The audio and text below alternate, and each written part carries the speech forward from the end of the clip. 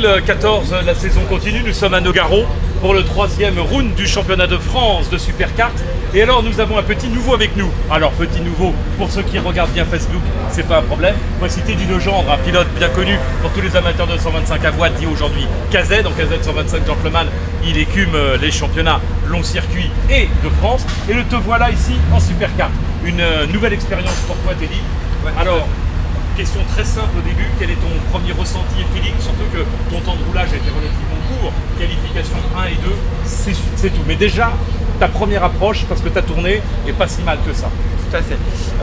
Je dirais que la première vraie différence, c'est justement la sensation que tu as et la poussée que tu as avec les moteurs qui est vraiment assez fabuleuse.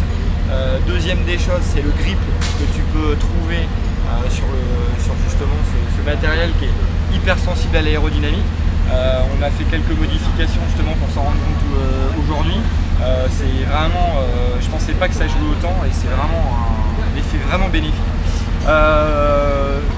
J'aurais tendance à dire comme mon petit copain, Martin. Alors je pense qu'il passe de Martin Eteki, qui est également un pilote de KZ qu'on connaît bien pour ceux qui écument les courses de cartes traditionnelles et qui est venu faire un test à Dijon. Teddy le fait à Nogaro, donc c'est des circuits différents.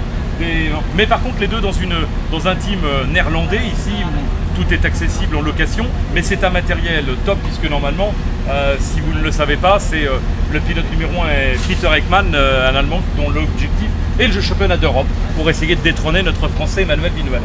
Alors, peu de roulage et des sensations générales. Maintenant, au point de vue vitesse, freinage, ça y est, tu t'y es fait.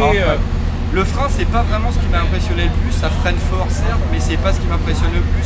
Les poussées, voilà, là j'ai fait grosso modo depuis hier que 40 tours. C'est vraiment le passage en vitesse, dans les courbes rapides.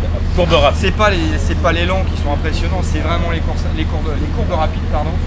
Les courbes rapides, c'est là où c'est vraiment particulier. Il faut vraiment stabiliser le kart à l'entrée et pas avoir peur de mettre du gaz. Bon là c'est encore quelque chose que je maîtrise. Alors pas pour les anciens totalement. Du 125, maintenant qu'on appelle KZ, et pour ceux qui ont connu avant même le mot KZ, les vitesses sont largement augmentées. D'ailleurs certains circuits ne sont plus du tout adaptés. Et on adore certains circuits comme Bahreïn, comme Salbris, mais on ne va pas n'importe où en KZ, autrement on ne se fait pas plaisir. Et pourtant tu passes d'un certain moteur à là 100 chevaux. T'as 100 chevaux mais t'as un poids qui est quand même nettement plus lourd. Oui, puisqu'on a 218 kg sur la bascule. Mais tu prends 220. Et c'est peut-être. Et là tu le sens, parce qu'en KZ t'es pas loin de prendre 200. Ouais, mais c'est pas encore ça qui est le plus impressionnant. D'accord. C'est pas vraiment ça. Très bien. Bon, alors on va te souhaiter bonne chance pour les courses. Déjà, tu vas le faire cool. On va le faire cool, je prends plaisir. Je viens d'abord m'amuser et effectivement, pour tout KZ, tout pilote de KZ qui souhaite le faire, je pense que c'est vraiment accessible pour nous. Et d'ailleurs, je pense qu'on a une très bonne école de KZ pour progresser sur le Superkart. Oh, j'en doute pas.